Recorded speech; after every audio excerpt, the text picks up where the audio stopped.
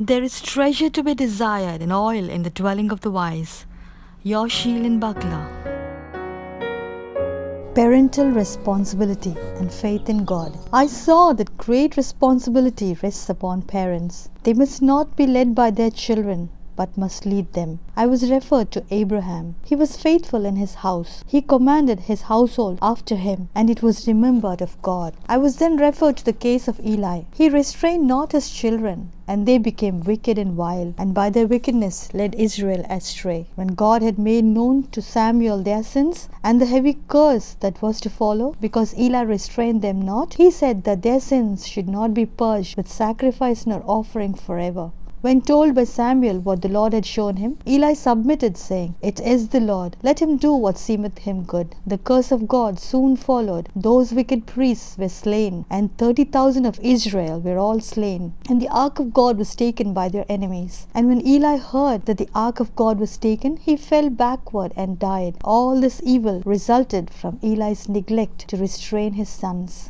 I saw that if God was so particular as to notice such things anciently, He will be no less particular in these last days. Parents must govern their children, correct their passions, and subdue them, or God will surely destroy the children in the day of His fierce anger. And the parents who have not controlled their children will not be blameless. Especially should the servants of God govern their own families and have them in good subjection. I saw that they are not prepared to judge or decide in matters of the church unless they can rule well their own house. They must first have order at home, and then their judgment and influence will tell in the church. I saw that the reason why visions have not been more frequent of late is they have not been appreciated by the church. The church have nearly lost their spirituality and faith, and the reproofs and warnings have had but little effect upon them. Many of those who have professed faith in them have not heeded them. Some have taken an injudicious course. When they have talked their faith to unbelievers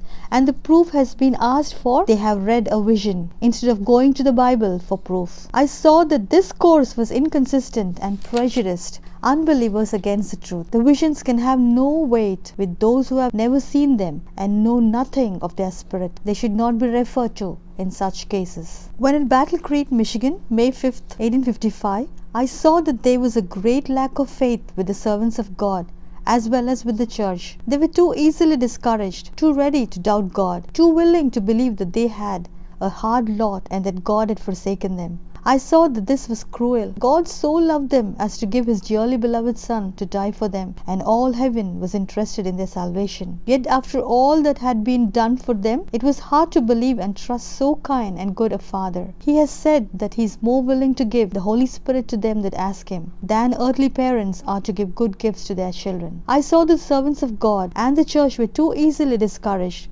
when they asked their Father in heaven for things which they thought they needed, and these did not immediately come. Their faith wavered, their courage fled, and a murmuring feeling took possession of them. This I saw displeased God. Every saint who comes to God with a true heart and sends his honest petitions to Him in faith will have his prayers answered. Your faith must not let go of the promises of God. If you do not see or feel the immediate answer to your prayers, be not afraid to trust God. Rely upon His sure promise. Ask and ye shall receive. God is too wise to err and too good to withhold any good thing from His saints that walk uprightly. Man is erring, and although his petitions are sent up from an honest heart, he does not always ask for the things that are good for himself or that will glorify God. When this is so, our wise and good Father hears our prayers and will answer, sometimes immediately, but He gives us the things that are for our best and His own glory. God gives us blessings. If we could look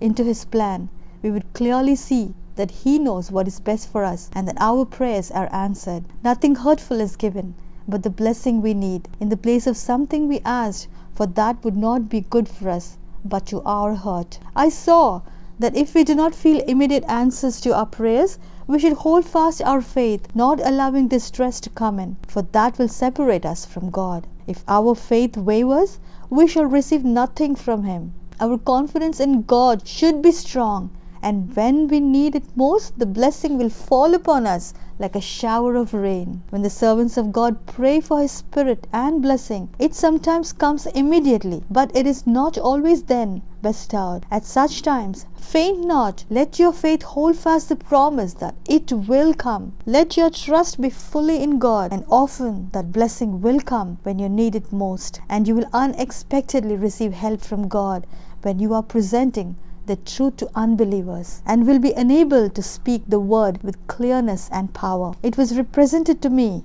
like children asking a blessing of their earthly parents who love them. They ask something that the parents know will hurt them. The parents gives them the things that will be good and helpful for them in the place of that which they desired. I saw that every prayer which is sent up in faith from an honest heart will be heard of God and answered, and the one that sent up the petition will have the blessing when he needs it most, and it will often exceed his expectations. Not a prayer of a true servant is lost if sent up in faith from an honest heart. Your Buckler.